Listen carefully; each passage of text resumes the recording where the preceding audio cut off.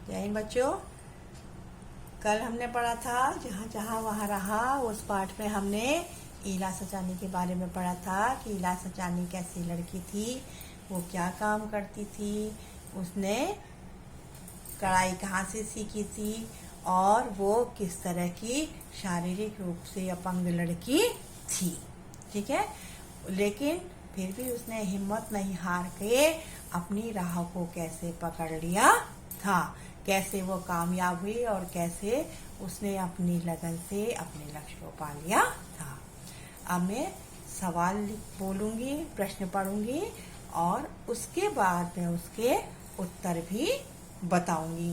कुछ सवालों के उत्तर मैंने एक शब्दों में भी लिखे हैं, एक लाइन में भी लिखे हैं, 2 लाइन में भी लिखे हैं।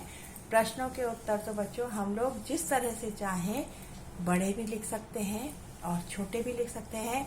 बस ये है कि हमारे लिखे हुए उत्तर में वर्तनी की कोई भी गलती नहीं होनी चाहिए। जिस काम में कम से कम गलती हो, हमें इस तरह के प्रश्नोत्तर लिखने की आदत होनी चाहिए।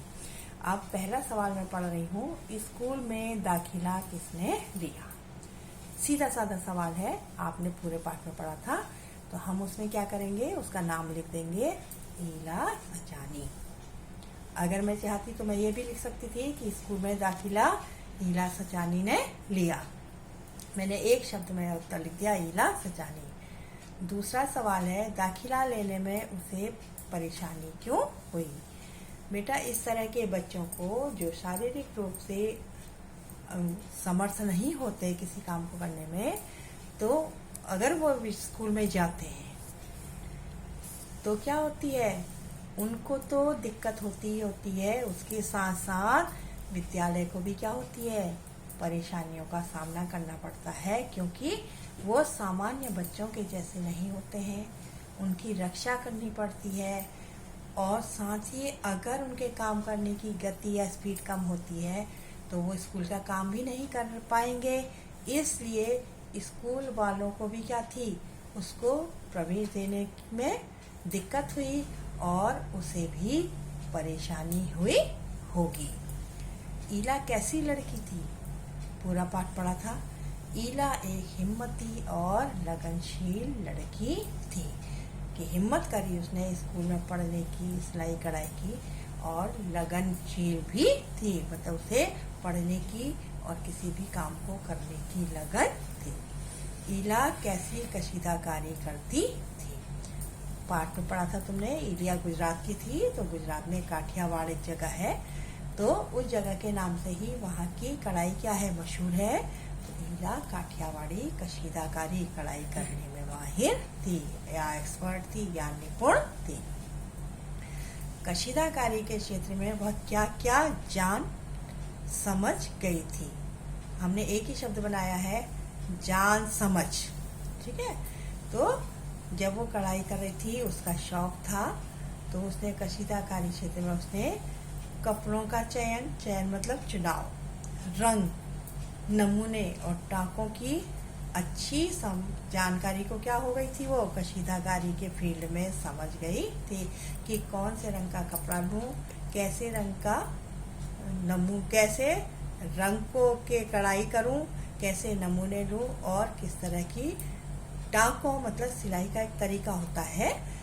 टाके अलग अलग तरह के होते हैं, जैसे कच्चा, पक्का, बखिया, भरवा, कई वैरायटी होती हैं कढ़ाई की, तो इन सब की उसको जानकारी हो गई थी। ईला सचानी का बचपन कहाँ बीता। ईला सचानी का बचपन गुजरात के अमरेली जिले के, जिसे अब राजकोट भी कहा जाता है, पहले राजाकोट कहते होंगे, उस जगह पर बीता था। इसका मतलब बचपन में गुजरात में ही रहती थी। ईला अपने पैरों से क्या क्या कर सकती थी। अब जिसके हाथ नहीं है वो बच्चा पैरों से ही काम करता है, तो ईला अपने पैरों से लिखने का काम करती थी और कढ़ाई का काम करती थी। ईला 10वीं की परीक्षा क्यों नहीं पास कर आई।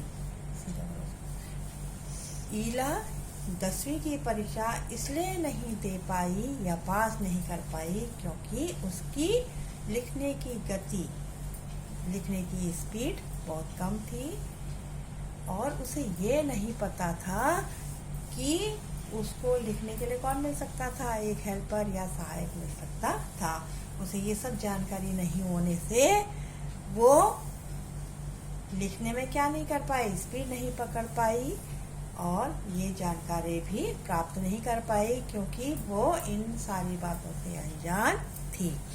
बच्चों, ऐसे बच्चे जब होते हैं जिन्हें दिखाई नहीं देता है या लिखना नहीं आता है, हाथ नहीं होते उनके, ऐसे लोगों को क्या किया जाता है, सरकार ने भी नियम बना रखा कि ऐसे बच्चे जब एग्ज़ाम देते हैं वैसों को लिखने के लिए एक हेल्पर दिया जाता है कि बोलते तो वो है लेकिन लिखने का काम उनका सहायक करता है और उनको समय भी ज़्यादा दिया जाता है। उनकी शारीरिक परेशानियों को देखते हुए उनके साथ ये सुविधा का नियम बनाया गया है।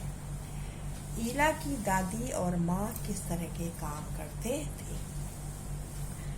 ईला की दादी और माँ कशीदाकारी का काम करती थी। कशीदाकारी मतलब होता है कढ़ाई का। जब ईला की दादी वो काम करती थी और सारे लोग एक ही घर में रहते थे तो एक दूसरे को देखते हुए क्या होता है, हम उस तरह के काम करने सीख जाते हैं। इसलिए उसकी दादी कढ़ाई का काम करती थी तो उसकी माँ ने भी कढ़ाई का काम सीखा। जब माँ और दादी को ईला कढ़ाई करते देखती थी तो उसके मन में भी कढ़ाई करने की लगन जगी और वो भी क्या करने लग गई, कढ़ाई का काम करने लगी। ईला के काले कपड़ों की क्या लगी? ईला धीरे धीरे कढ़ाई करने लग गई थी। अब उसका पढ़ाई का काम खत्म हो चुका था क्योंकि उसे पता चल गया था वो पढ़ नहीं सकती है। तो उसने हिम्मत करके पैरों से ही क्या करा, लिखने का काम नहीं, सॉरी, लिखने का भी किया, साथ ही साथ कढ़ाई का भी काम किया। ये पाठ में बच्चों आपने ये देखा है कि अगर हम किसी काम को करने की ठानते हैं तो चाहे हमें समय लगता है लेकिन हम क्या करते हैं, अपने लक्ष्य को प्राप्त कर लेते हैं। धीरे धीरे धीरे धीरे हम अपने में उस लगन को बढ़ाते जाते हैं, अपनी आत्मशक्ति को बढ़ाते हैं, अपनी हिम्मत बढ़ाते हैं, अपने में जुनून लाते हैं और उसके बाद एक दिन क्या हो जाते हैं, कामयाब हो जाते हैं और अपनी उस सीढ़ी को पा लेते हैं या उस लक्ष्य को पा लेते हैं जिस लक्ष्य को पाने के हम लोग क्या देखते हैं, सपने देखते हैं।